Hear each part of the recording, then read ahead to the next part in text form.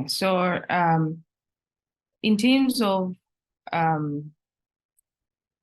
the uptake of climate smart agriculture for Tanzania and Africa at large, I would say that the uptake has been slow, but it has been progressively positive.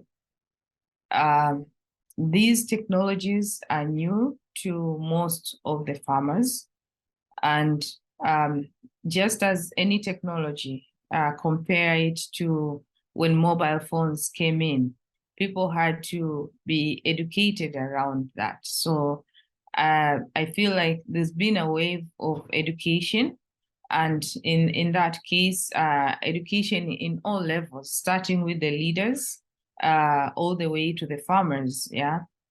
So there's been education, there's been let's say, recommendations that have been adopted.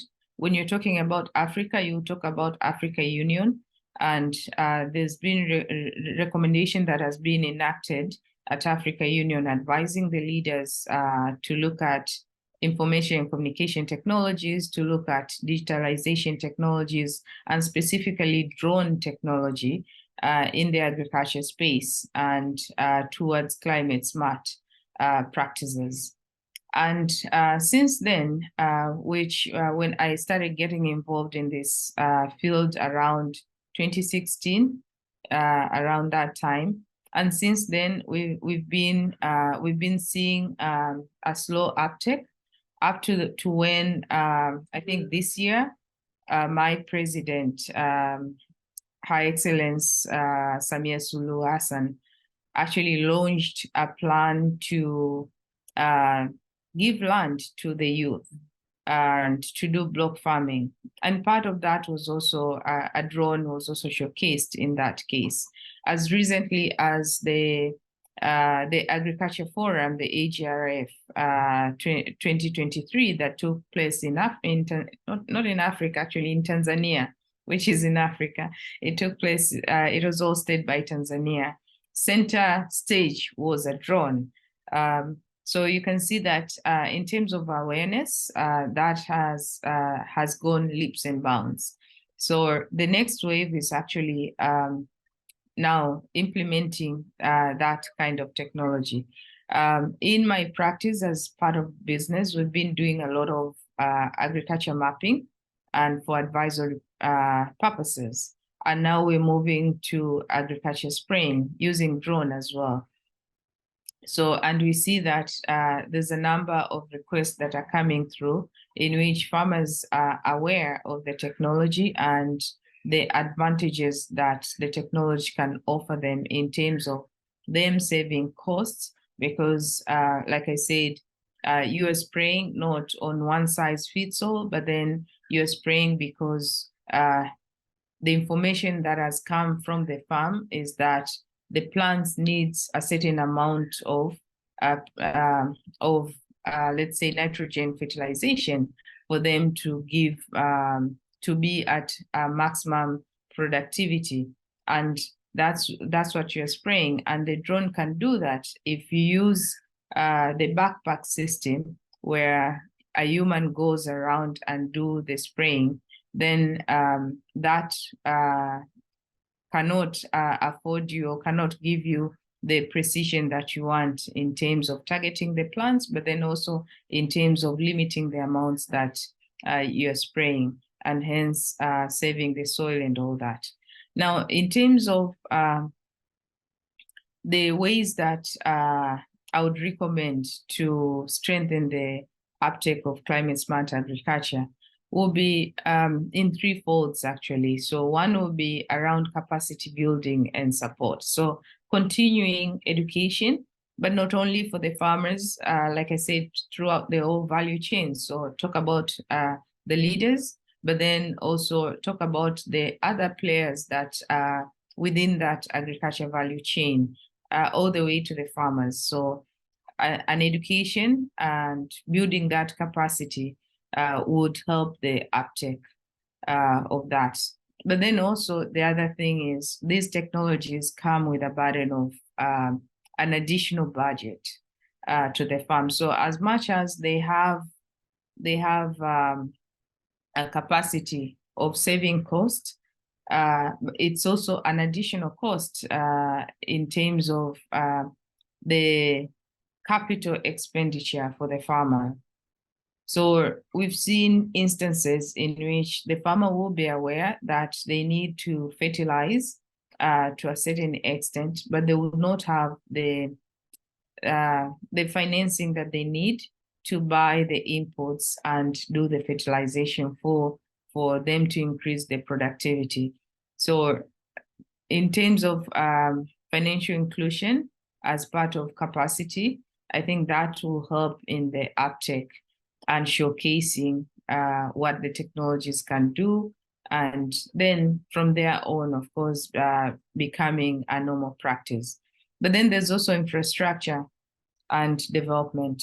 The gadgets that we use, the drones themselves.